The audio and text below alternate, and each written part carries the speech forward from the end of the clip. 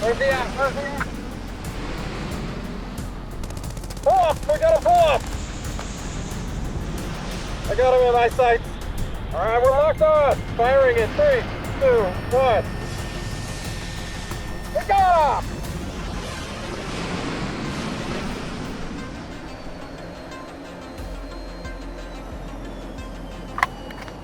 John Bartell here. You're watching Bartell's Backroads. You know, California is the backdrop to numerous films and TV shows, and just about every corner of California has been on the big screen. Over the next half hour, I'm going to take you to some of my favorite famous film locations. Buckle up, because we're about to hit the Backroads. Cut! Cut, cut, cut, cut, cut, cut, cut, cut, cut, cut, cut. John, I love everything. I love this F4 you're in. I love the helmet, the uniform, the acting. I love the everything, but I think we could find something a little more grand. A little more grand? Well, yeah. I mean, nothing wrong with this place. I love it. I live it daily. However, we need something more spectacular, something more Hollywood. The Aerospace Museum, with its rich aviation history, is not spectacular enough for you. No, don't get me wrong. I love this place. I love everything about it. But if you're asking me, I know you're a travel guy, but if you're asking the movie expert with 7 feature films in worldwide distribution, maybe I would suggest we could go to some locations I suggest, then do some of your little Bartell backstreets. Backroads. Yes. Well, I mean, I guess we could do that, Mark. I mean, where do you think? Let me take you to a few places where I shop my movies, and then we could go to some of your places. You got one queued up? Yeah, I mean, my plan was to go to Griffith Park. It's a popular film location in LA. I love it. Action! Roll it! Whether you've seen it in the movies or hiked its many trails, Los Angeles Griffith Park can be summed up in one word: iconic. But the man whom the park is named after, well, he's not so iconic. He did not have a good reputation in this city. Colonel Griffith J. Griffith, successful mining entrepreneur and land baron with a made-up title. The colonel, he was never a true colonel. He was never in the military. Marianne Dodge and Catherine Louise are historians and stewards with the nonprofit organization Friends of Griffith Park. They say Griffith used his mining money to purchase and develop a portion of LA now called Los Feliz. There's just one problem, though. Griffith Park, this part is very steep. It wasn't really ideal. To attract buyers, Griffith built an ostrich farm of all things. Then when he sold off all the buildable land, he did away with the unbuildable land in a very capitalist way. He gifted it to the city because he was paying a lot of taxes on land that he couldn't really make any money on. Is that meaning me? What? Chicken. Griffith Park was also Hollywood's backyard. Rebel Without a Cause was just one of the many films made at the Griffith Observatory. And at the end of the park, you'll find Bronson Cave, an old tunnel used in the 1966 Batman series. This is a very popular place because you could turn it into whatever countryside you need. In more ways that Griffith could imagine, the park has benefited Los Angeles. But in no way is Mr. Griffith a hero. Well, in a drunken rage, he was out in Santa Monica at a hotel with his lovely wife, Tina, and he shot her through the eye. Griffith's wife survived, but due to his social status, Griffith only served 2 years in prison. He attempted to right his wrongs by enhancing the park, and though opposed by many, his money was eventually used to build icons like the Greek Theater and the Griffith Observatory. We should not raise this man, but the truth is this gift is the ultimate gift. And yes, that was terrible. John, welcome to another fabulous location, Dixon, California. What do you think? I think it's an empty field, Mark. Use your imagination. Corn as far as the eye could see. This was the home of Fear Farm. Farm with the PH. What's it about, you might ask? I'll tell you.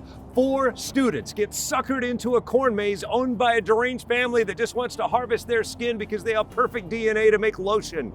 We even made Fear Farm 2. There was enough DNA for 2 films? Or... What's that? Mark, I just don't know if this is the best spot for the next location where we're going. I mean, like, you know, this winter, no corn is even here. Well, what's the next location?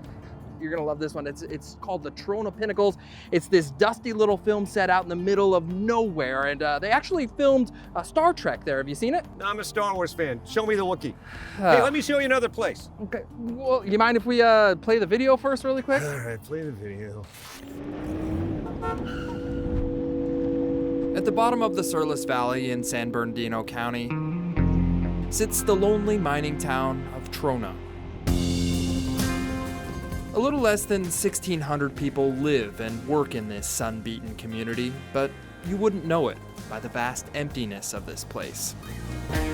But if you follow the mineral piles of borax and soda ash out of town, it'll lead you to a whole nother world.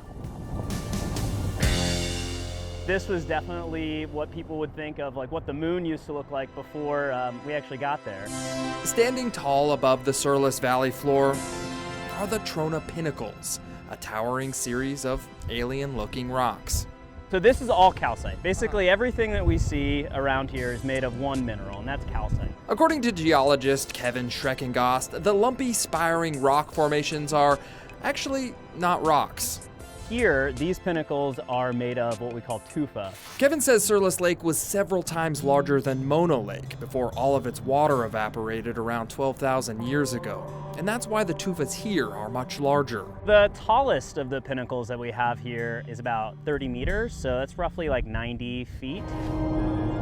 Because of their size and unique shape, the Trona Pinnacles have been featured in a number of movies. Planet of the Apes was filmed scenes here, Star Trek V. Amazing. The land. It's also been included in music videos by, I believe, Rihanna and Lady Gaga.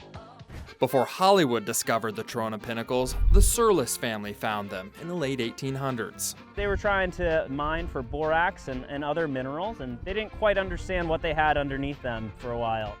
The tufas are made of calcite, which is pretty much worthless, but the ground around the tufas is loaded with borax and another valuable mineral called trona, which is used in glass making, paper production, detergents, and baking soda. It's one of the largest kind of trona operations in the western United States. And just south of the Trona Pinnacles is Fort Irwin, a military training center. Hollywood set designers created a realistic battlefield known as the box, so our troops can train for a series of lifelike scenarios. Speaking of Hollywood, Fort Irwin has been the backdrop for numerous Hollywood films. The very opening scenes of G.I. Joe, where the tank is eaten by the nanoprobes, that's on our Bicycle Lake. Fort Irwin is also home to the Painted Rocks, a monument open to the public that honors troops deployed from the training center. How about this for small town charm? Welcome to Auburn, California, John Bartell, home of many movies. In 1995, they made a movie with John Travolta. In fact, he was struck by lightning right there. Later, I made my movie, 616 Wilford Lane. Academy Award nominee Eric Roberts walked across right where that guy is walking right there. Wave hi! Imagine, if you will, that being Eric Roberts, but it's not. That movie, by the way, the story of a grieving man who relocates to Auburn, California for a better life, but it turns into a nightmare. I don't know about that, but you know what is a nightmare? These steep streets right here. It really reminds me a lot of Lombard Street in San Francisco. You know what movie was filmed there? I don't, but I got a feeling you're about to tell me. Yes, I am. It's been dubbed the crookedest street in the world, and every year more than 1 million visitors drive, walk, or take the cable car just to see it. In all, there's 8 hairpin turns that take commuters down Russian Hill, which is one of the most scenic views in the northeastern part of the city. Well, if you're wondering why Lombard Street is so crooked, the reason has to do with safety. Back in the 1920s, when the developers built this road, they decided it would be safer to have a crooked winding road than a straight road.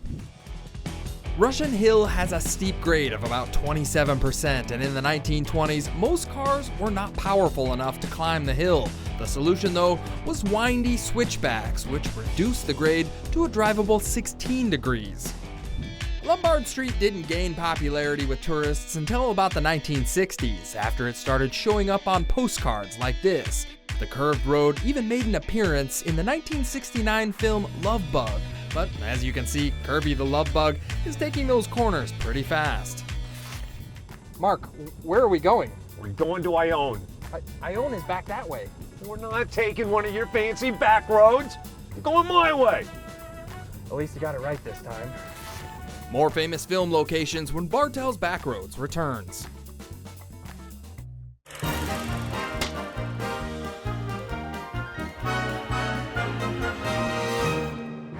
John, imagine, if you will, an app that acts like a Ouija board, connecting the living with the dead, leads some young people to this, the Preston School of Industry, the real Preston Castle, built in the late 1800s. Some horrific things took place inside here. That's the subject of my movie Apparition with Mina Savari and Kevin Pollak. Super creepy. You should shoot one of your Bartell's Backstreet boys. Backroads. Yes. Mark, I recognize this thing. I think it's in that 1984 film Bad Manners. Didn't Rob Lowe shoot a thing out here a while back ago? Yeah, I don't know, but I know it's in Ione, and Ione is Jackson adjacent, and that's where we shot my movie Notorious Nick, based on the true story of Nick Newell, a one-armed MMA fighter. Take a look. Nick has the right to have the career he wants to pursue.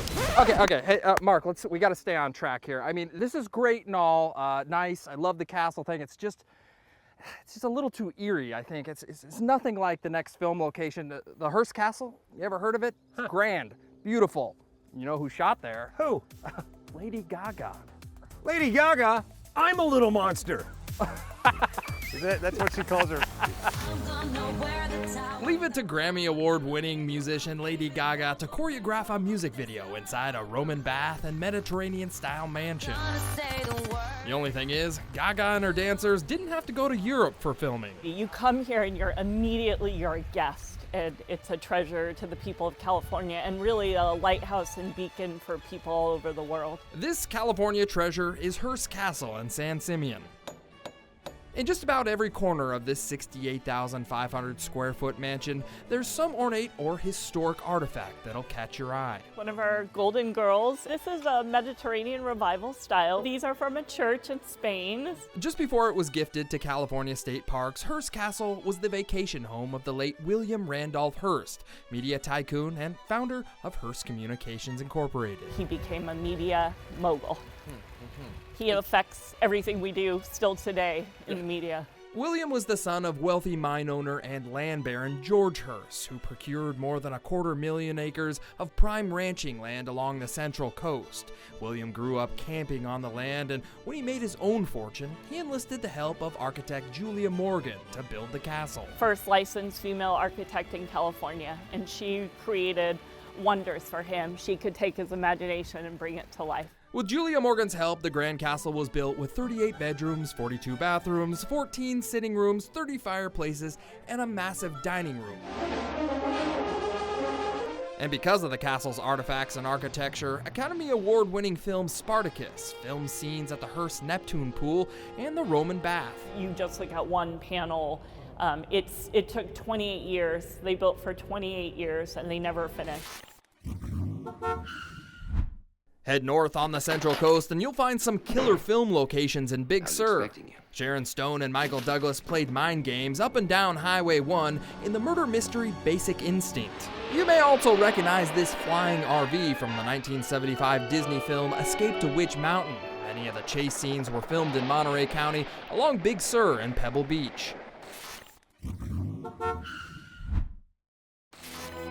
If you grew up in the 90s, you probably remember this train depot in Dr. Quinn Medicine Woman. So they had a bunch of other buildings here too, just for that show, because they were here for 6 years. Long before Jane Seymour and Joe Lando were saving lives on the frontier, Paramount Ranch was the backdrop for countless actors. Paramount Pictures leased the land back in 1923 so they could use it during the golden era of movie making. So 162 films were created between 1927 and 1943. Today, Paramount Ranch is part of the National Park Service, but the land is still used by Hollywood. This was from HBO's Westworld. The ranch wasn't just for Western shows. In the late 1950s, there was a raceway that weaved through the park, and it was featured in the 1968 Disney film, The Love Bug. The Park Service took over in 1980. When the National Park took over operations, they dedicated the park to filmmaking and visitors. Today, it's the only national park site that invites the public to a working film set. You mean I'm not funny? I think you're extremely funny. I just haven't seen it on camera often. Thanks for that, bud. Dude, I can't believe you said Tom Hardy wasn't funny. That's not what I said. And stop looking at that. No, I mean, your characters aren't funny. That's okay, buddy. That's cool. You kind of did. I mean, you should never tell an actor they're not funny. No, I just said he's not known for being funny. And besides, interviewing celebrities is hard, John. When's the last time you talked to a celebrity? And the manager of the Banana Museum? Not a celebrity. More famous film locations coming up after the break. When we return, we hit the roadside attractions and classic film sites.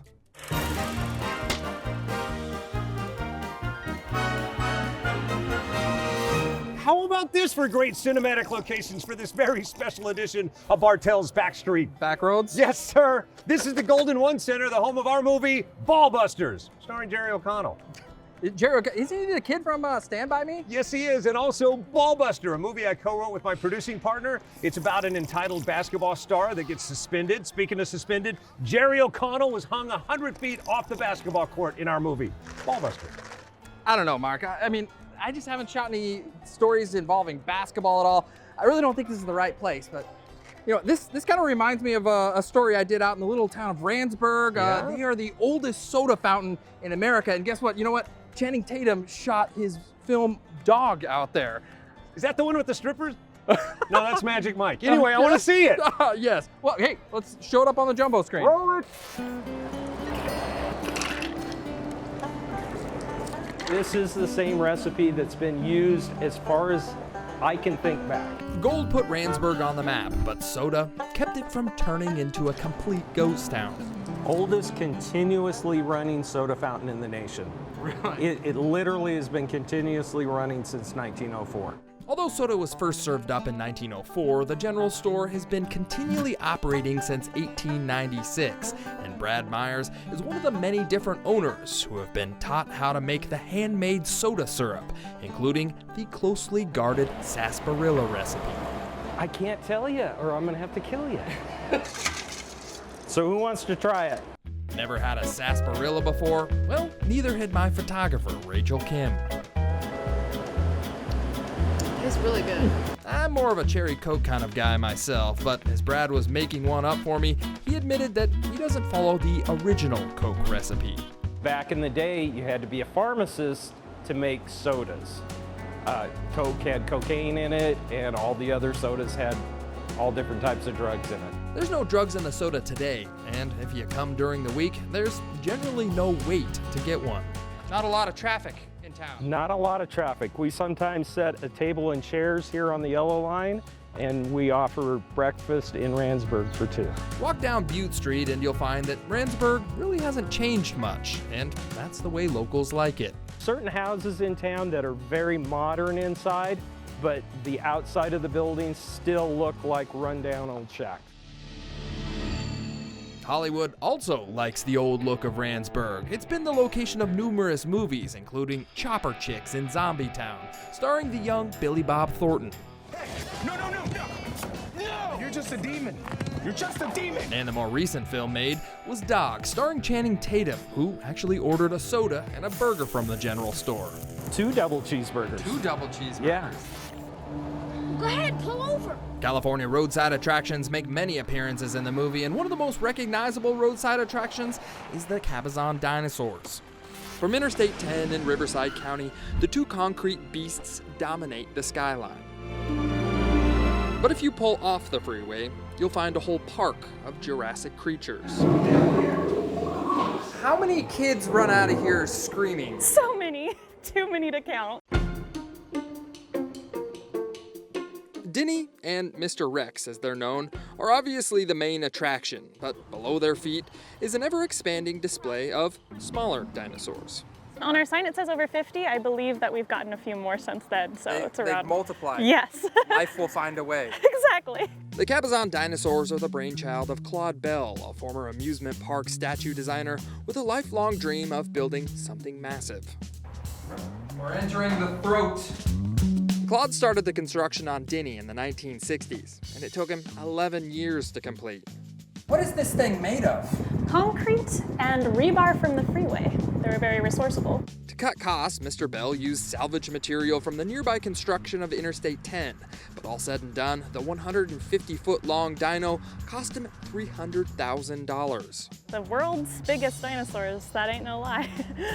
Bell died in 1988, shortly after the construction of Mr. Rex, but his legacy would live on through a number of Hollywood films.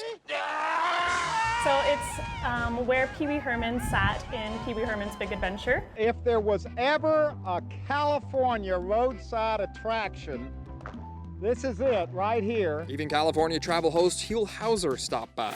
You're the one that keeps us going, Ma. I ain't no good no more, and I know it. California is a popular place to film movies based on books, and one novelist's work that Hollywood loves to adapt to film is California writer John Steinbeck. I don't want the money, Cal. I couldn't take it. From films like East to Eden or Grapes of Wrath, more than a dozen films have either been adapted or based on Steinbeck's books, and you can learn all about the literary Nobel Prize winner at the Steinbeck Museum in his hometown of Salinas. I feel like a lot of what he contributed was to see California as a place where literature happens. So John, you ever think about backing off the flannel just a little bit? You ever think about getting a tailor that doesn't make you look like Pee Wee Herman? More famous film locations to come when Bartell's Backroads returns. All rise. Department 1 of the Circuit Court is now in session.